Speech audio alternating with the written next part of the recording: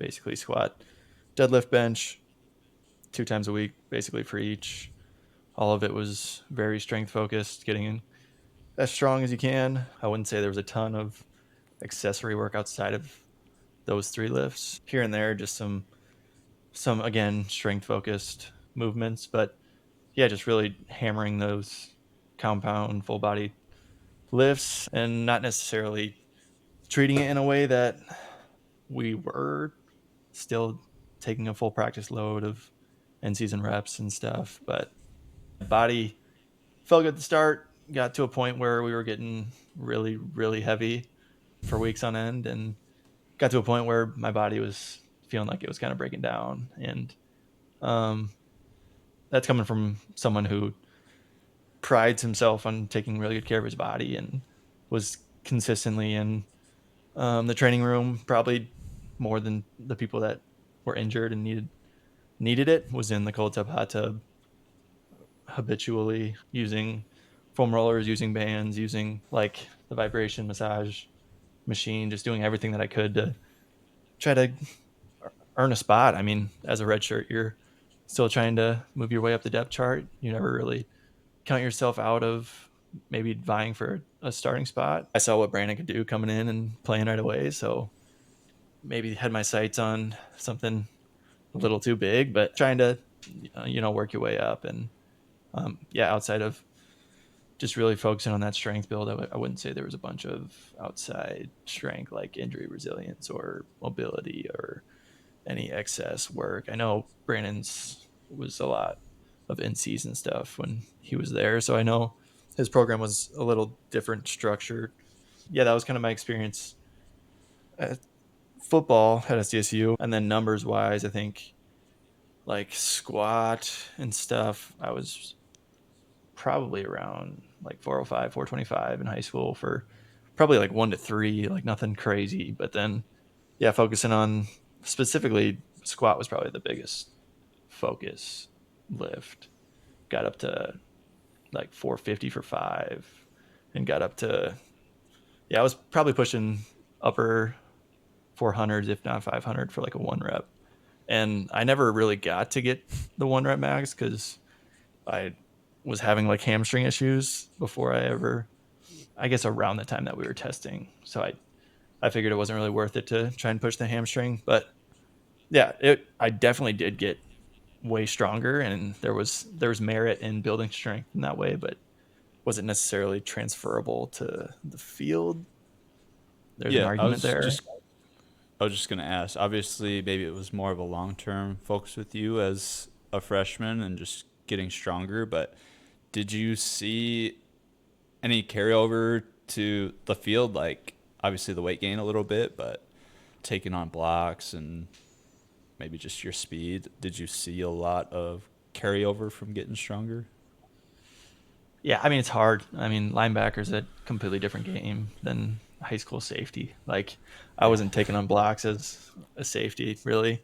I was kind of just running around with my head cut off. So it's hard to necessarily compare like the strength difference. Like it's hard to make a tangible statement about it. But I definitely felt a little bit clunkier, a little bit heavier. I was probably a little bit slower. I don't think we tested necessarily straight up like 40s, but I definitely didn't feel as fast or like nimble, but definitely felt stronger. Didn't feel like I recovered as well, but we were also pushing the limit pretty hard. Was But that the first time you had hamstring issues? yeah, yeah, I've never had any Crazy. muscle issues outside of like the knee tendonitis you'd get in basketball just from the constant pounding on a wood floor and just the rapid Yeah. progression because we were always in season. So it was hard to stay in shape out of season for something like basketball. But yeah, outside of that, I hadn't dealt with any hamstring stuff. So Yeah, I yeah, it was came and interesting. shadowed one day, I remember that. just a couple sessions, and yeah, it was just, and that was one of the first time I had seen a different football strength and conditioning environment, and yeah, it just shocked me how simple it was, which sometimes is a good thing. Sometimes strength coaches overthink things, and I still do that. Sometimes simple is better, but yeah, just the lack of accessory work and variation was just new to me, and so obviously But multiple even ways to skin a cat, and there's obviously a lot of weight being thrown around, but yeah, that was just surprising to me.